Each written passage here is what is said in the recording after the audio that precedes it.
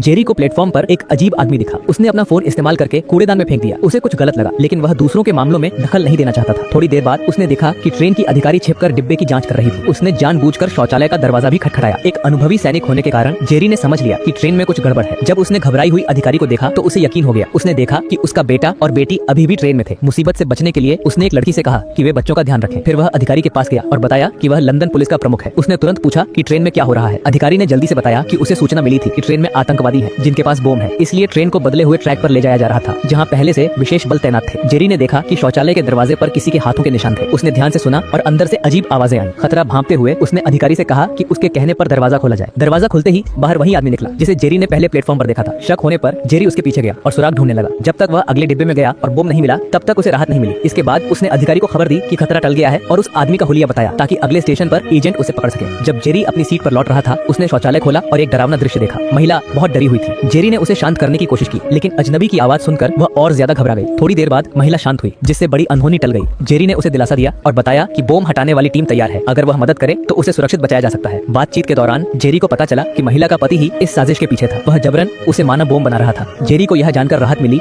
कि महिला का एक बेटा भी है। उसने तुरंत अपने बच्चों की तस्वीर दिखाई, जिससे महिला का दिल पिघल गया। ट्रेन स्टेशन पहुंचने वाली थी। विशेष बल तैयार थे। जैसे ही ट्रेन रुकी महिला के पति को पकड़ लिया गया, लेकिन ऑपरेशन कमांडर ने महिला को मारने का आदेश दे दिया था। जैसे ही वह बाहर आई उसे गोली मारने का खतरा था। जेरी ने स्थिति संभाली। उसने महिला से कहा कि वह धीरे धीरे अपने हाथ उठाकर उसके कंधे पर रख दे ताकि पुलिस को लगे कि वह बिना हथियार के है। जेरी चिल्लाया, कोई गोली मत चलाना, उसे जाने दो। इस तरह उसने एक और हादसा होने से रोक दिया।